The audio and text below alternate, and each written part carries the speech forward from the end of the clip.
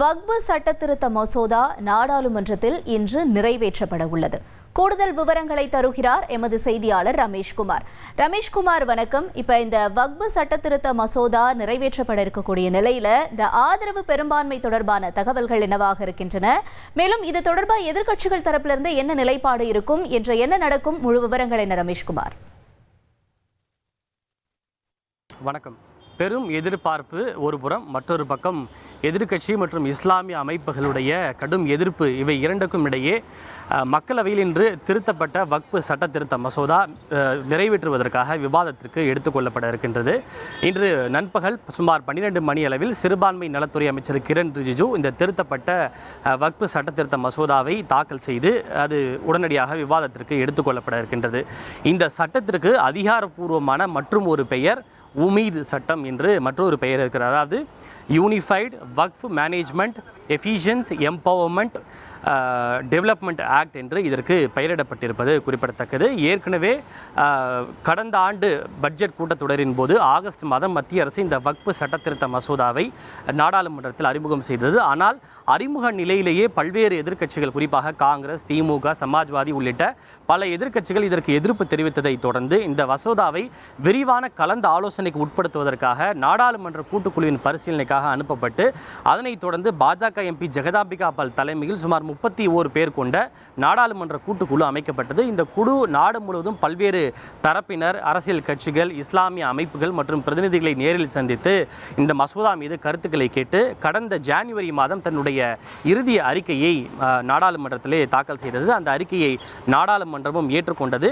இதில் சில திருத்தங்கள் கூட, அரசு கொண்டு வந்த அந்த மசோதாவில் சில திருத்தங்கள் கூட பரிந்துரைக்கப்பட்டது. எனவே இந்த பரிந்துரைக்கப்பட்ட திருத்தங்களையும் சேர்த்துதான் திருத்தப்பட்ட வக்பு சட்ட திருத்த மசோதாவை இன்று மக்களவையிலே சிறுபான்மை நலத்துறை அமைச்சர் கிரண் ரிஜிஜு மீண்டும் தாக்கல் செய்து அது விவாதத்திற்காக எடுத்துக்கொள்ளப்பட இருக்கின்றது.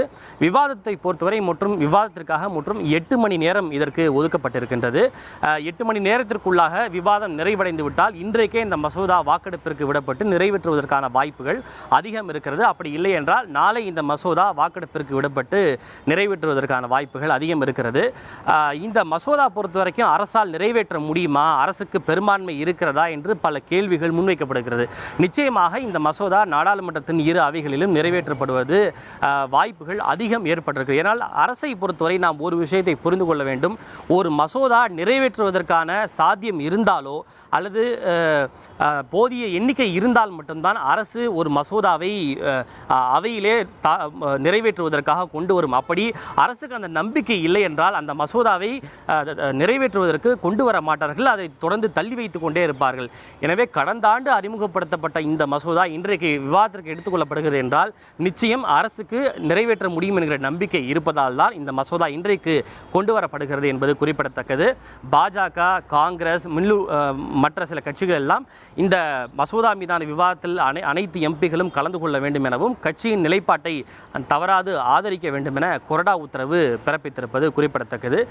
எதிர்க்கட்சிகளான இந்தியா கூட்டணியை பொறுத்தவரை இந்த மசோதாவை அனைத்து எதிர்க்கட்சிகளும் ஒன்றுபட்டு ஒருமித்த குரலில் எதிர்ப்பதற்கு முடிவு செய்யப்பட்டுள்ளது. என்னதான் எதிர்க்கட்சிகள் இந்த மசோதாவிற்கு எதிர்ப்பு தெரிவிக்க முன்வந்தாலும் கிட்டத்தட்ட இந்த மசோதா நாடாளுமன்றத்தில் நிறைவேற்றப்படுவது தவிர்க்க முடியாத ஒன்றாகத்தான் இருக்கிறது. எனவே எதிர்க்கட்சிகளுடைய அடுத்த கட்ட நடவடிக்கை என்பது எதுவாக இருக்கும் என்று பார்த்தோம்னால் அவர்கள் சொல்லக்கூடியது, ஒருவேளை இந்த மசோதா நாடாளுமன்றத்தில் நிறைவேற்றினாலும் கூட நிச்சயமாக இதனை எதிர்த்து நாங்கள் உச்சநீதிமன்றத்திற்கு செல்வோம். அங்கு நிச்சயமாக அரசியல் சாசனத்திற்கு எதிராக இருக்கக்கூடிய இந்த மசோதா உச்சநீதிமன்றத்தால் ரத்து செய்யப்படும் என்பதுதான் எதிர்க்கட்சிகள் முன்வைக்கக்கூடிய ஒரு விஷயமாக இருக்கிறது. குறிப்பாக இந்த மசோதாவுக்கு ஏன் இந்த அளவுக்கு ஒரு எதிர்ப்பு எழுந்திருக்கிறது என்று நாம் பார்த்தோமேயானால், ஏற்கனவே இருக்கக்கூடிய இந்த வக்பு சட்டத்திற்கும் தற்போது முன்மொழியப்பட்டுள்ள இந்த மசோதாவிற்கும் பல்வேறு கட்டுப்பாடுகளும் திருத்தங்களும் கொண்டு வரப்பட்டிருக்கிறது. கிட்டத்தட்ட 1995ஆம் ஆண்டின் வக்பு சட்டத்தில் 40க்கும் மேற்பட்ட திருத்தங்கள் கொண்டு வரப்பட்டிருக்கு. இந்த 40க்கும் மேற்பட்ட திருத்தங்கள் பல விஷயங்கள் சொல்லப்பட்டாலும் கூட ஆட்சேபத்திற்குரிய சில விஷயங்கள் எடுத்துக்கொண்டோம் என்றால், அதாவது ஒருவர் இந்த வக்பு வாரியத்திற்கு நிலத்தையோ சொத்துக்களையோ தானமாக வழங்குகின்ற போது குறைந்தபட்சம் அவர் 5 ஆண்டுகள் இஸ்லாமிய மதத்தை கடைபிடிப்பவராக இருக்க வேண்டும் என்கிற ஒரு திருத்தம் இந்த புதிய மசோதாவில் கொண்டு வரப்பட்டிருக்கிறது. இது தவிர இப்போ ஏற்கனவே இருக்கக்கூடிய மத்திய வக்ஃபு கவுன்சில்லையோ அல்லது மாநில வக்ஃபு வாரியத்திலேயோ இதுவரைக்கும் பெண்களுக்கு இடமில்லை. ஆனால் இந்த புதிதாக கொண்டு வரப்பட்டுள்ள மசோதாவில் வக்ஃபு வாரியம் மற்றும் வக்ஃபு கவுன்சிலில் பெண்களும் கட்டாயமாக இடம்பெற வேண்டும், இஸ்லாமிய பெண்களுக்கும் இடமளிக்க வேண்டும் என்று கூறப்பட்டிருக்கிறது. இது தவிர இந்த வக்ஃபு வாரியம் மற்றும் வக்ஃபு கவுன்சிலில் இஸ்லாமியர் அல்லாத 2 நபர்களை உறுப்பினர்களாக நியமிக்கவும் இந்த மசோதா வகை செய்கிறது. இதற்கு பல்வேறு இஸ்லாமிய அமைப்புகளும் எதிர்க்கட்சிகளும் எதிர்ப்பு தெரிவிக்கின்றன.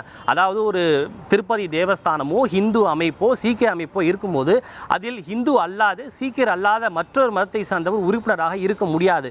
அப்படி இருக்கின்ற போது இஸ்லாமியர்களின் சொத்துக்களை நிர்வகிக்கக்கூடிய வக்ஃபு வாரியங்களில் இஸ்லாமியர் அல்லாதவர்களை ஏன் உறுப்பினராக நியமிக்க வேண்டும் என்கிற ஒரு கேள்வி எழுப்புகிறது. இது நிச்சயமாக வக்ஃபு வாரியத்தினுடைய சொத்துக்களை கையகப்படுத்துவதற்கும் அவற்றை பலவீனப்படுத்துவதற்கும் இந்த அரசு முயற்சிகளை மேற்கொள்கிறது என்று இஸ்லாமிய அமைப்புகள் மற்றும் எதிர்க்கட்சிகள் முன்வைக்கக்கூடிய மற்றொரு குற்றச்சாட்டாக இருக்கிறது.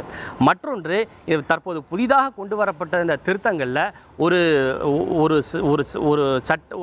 வக்ஃபு வாரியத்திற்கு சொந்தமான ஒரு நிலமோ அல்லது சொத்துக்களோ அது தொடர்பான கணக்கெடுக்கக்கூடிய பணி என்பது வக்ஃபு வாரியத்தில் இருக்கக்கூடிய கூடுதல் ஆணையர் தான் தற்போது மேற்கொண்டு வருகிறார். ஆனால் தற்போது பரிந்துரைக்கப்பட்ட இந்த விஷயங்களில் இது தொடர்பான அதிகாரம் வக்ஃபு வாரியத்தின் கூடுதல் ஆணையரிடமிருந்து பறிக்கப்பட்டு அது மாவட்ட ஆட்சியருக்கு வழங்கப்பட்டுள்ளது.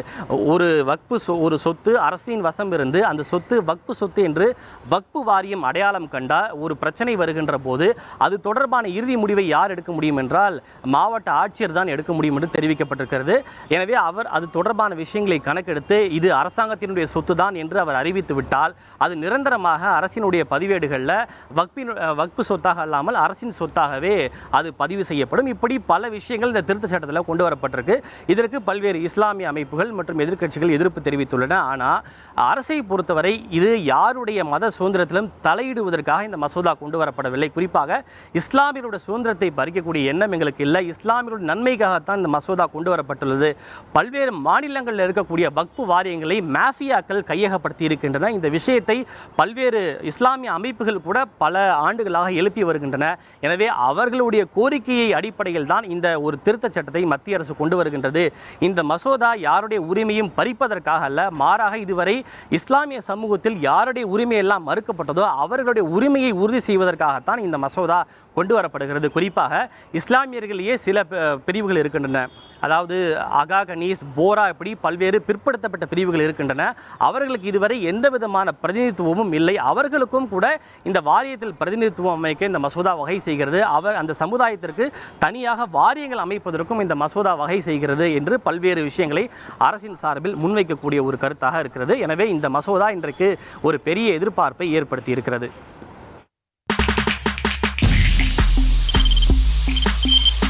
தவிர்க்க முடியாத தம்ப்நெயில்ஸ், கலக்கலான கண்டென்ட்ஸ், சினிமாவும் சீரியஸ் பிரச்சனைகளும், சும்மாவே ராம் சரண் தளபதி விஜய் எப்படா பெரிய கலகலப்பும் கைகலப்பும். Me too, love you. Thank you so much. அவர்களை மாஸ் ஏத்துறது தியேட்டர் தெரிக்குதுனாலே டன்னு தான். பிரேக்கே இல்லாமல் பிரேக்கிங் நியூஸ் சொல்லும் தந்தி டிவி ஆப். இன்ஸ்டா தலைமுறை வரை இறங்கி அடிக்கும் தந்தி டிவியின் டிஜிட்டல் எக்ஸ்க்ளூசிவ். பாடி காமிச்சிங்க. அது அதை விட மோசம். இல்ல பாடி காமிச்சிங்கன்னா அது இன்னும் வெரி பேட். தந்தி டிவி ஆப்பை இலவசமா டவுன்லோட் செய்யுங்க. ஃபாலோ பண்ணுங்க, சப்ஸ்கிரைப் பண்ணுங்க, என்ஜாய் பண்ணுங்க.